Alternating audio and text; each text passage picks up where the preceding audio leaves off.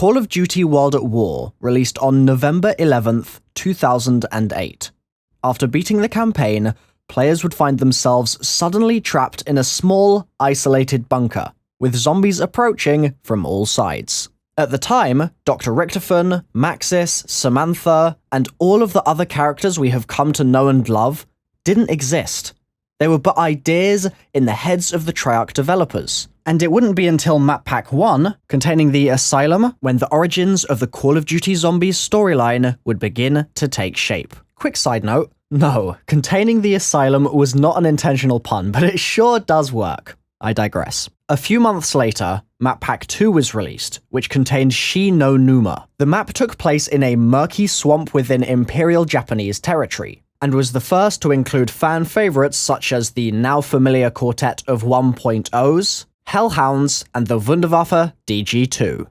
The final DLC for World at War, Map Pack 3, contained Der Riese.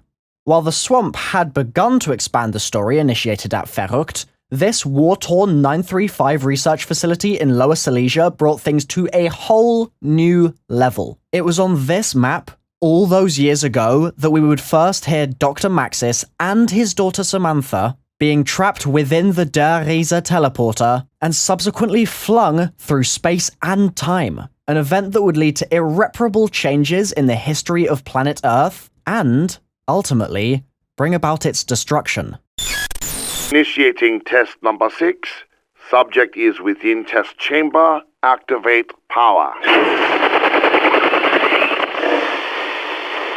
Damn it, Edward! Did you set up the device correctly? Yes, Doctor. As per your specifications. If you had done it to my specifications, then it would have worked, wouldn't it?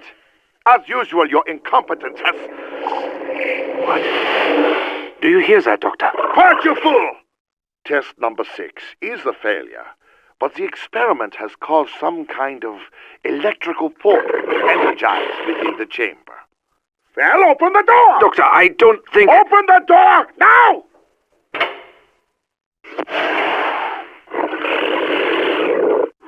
Daddy, what are you doing with Flossie? Damn it, Samantha, I told you never to come in here.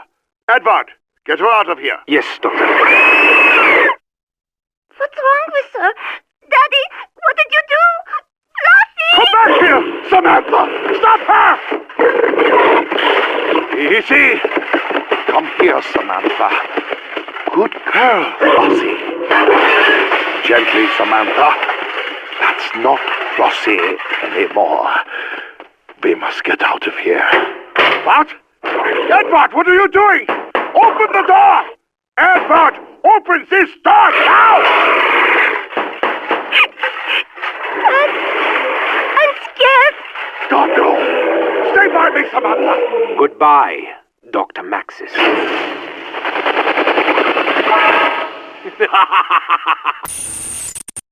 That tale can be dived into in more depth at a later date. Let me know with a comment if you'd like to see such a video.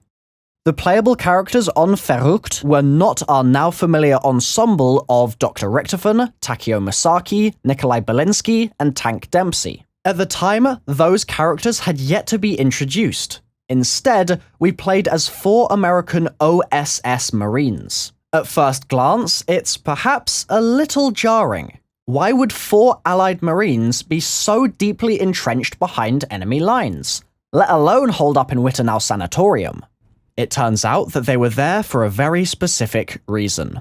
The Asylum was a hive of 935 activity during the war. Myriad experiments were undertaken within its foreboding corridors, and many lives were lost. In fact, it was there that the first batch of 935 test subjects were not only held, but also experimented on. If the patients at Wittenau thought that electroshock therapy was bad, they would soon forget such thoughts when restrained within the dentist's chair on the asylum's ground floor. Echoes of their suffering can still be heard exuding from the dank asylum walls.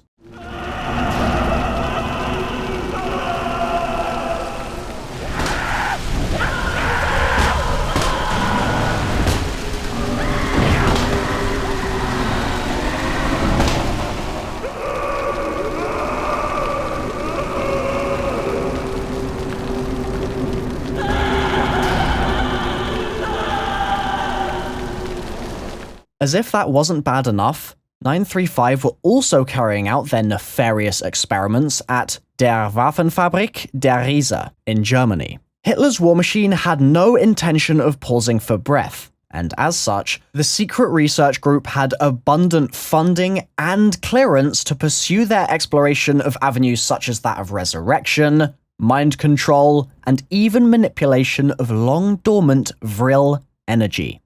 Understandably, the global superpowers during World War II had huge vested interests in understanding the work done by this German research team, as it would without a doubt shape the world not only in wartime, but in peacetime too. Rumors of undead armies, ancient supernatural beings, and, by association, victory, were too tantalizing to resist. The Americans devised a plan to sweep the rug out from beneath the Germans and secretly steal Group 935's research. They decided that the best way to do this would be to have a spy enter Group 935 and relay their findings back to American soil via radio. If executed successfully, German weapon designs could be reverse engineered, countermeasures for German plans could be drawn up, and overall, the Americans would have the upper hand. The man chosen for the job went on to become a legend in the Call of Duty World at War Zombies storyline. His name was Dr. Peter McKay.